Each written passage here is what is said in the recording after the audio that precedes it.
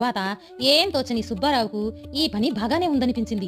సంతోషంగా వంటింటి మిషన్‌ల హస్తగతం చేసుకున్నాడు. దాని పర్యవసానమే రేపటి నుండి మంగ తయారుకు అతి కష్టమైన మార్నింగ్ వాక్ ప్రహసనం. కొద్దిగా వెలుగొస్తుంది. 4 బాగా చీకటి ఉంటుంది అన్నాడు సుబ్బారావు.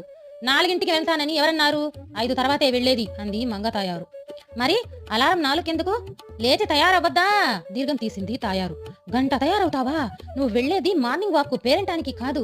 మార్నింగ్ వాక్కు వెళితే మాత్రం తయారవ్వకుండా వెళతారా? మీకేం తెలీదు, నోరు మూసుకొని పడుకోండి అంటూ హుకుం జారీ చేసింది. బీరువాలో పొద్దున్నే కట్టుకోవలసిన చీర, మ్యాచింగ్ బ్లౌజు వెతకటంలో పడిపోయింది మంగ తాయారు. తెల్లవార్లు మంచం మీద తాయార్లు అటూ ఇటూ మసలటంతో నిద్రకు కరువై అప్పుడే కళ్ళు మూతలు పడ్డ సుబ్బారావుకి అలారం మ్రోగటంతో కళ్ళు తెరిచి చూశాడు. పక్కన మంగ లేదు. అటూ ఇటూ చూశాడు. స్నానం చేసొచ్చి పట్టుచీర కట్టుకుంది. అప్పటికే నగలన్నీ దిగేసుకుంటుంటే గట్టిగా కేకలేశాడు సుబ్బారావు. ఏ దొంగడో చూస్తే తెంపుకొని పోతాడని భయపెట్టాడు. మొగుడి మాటలు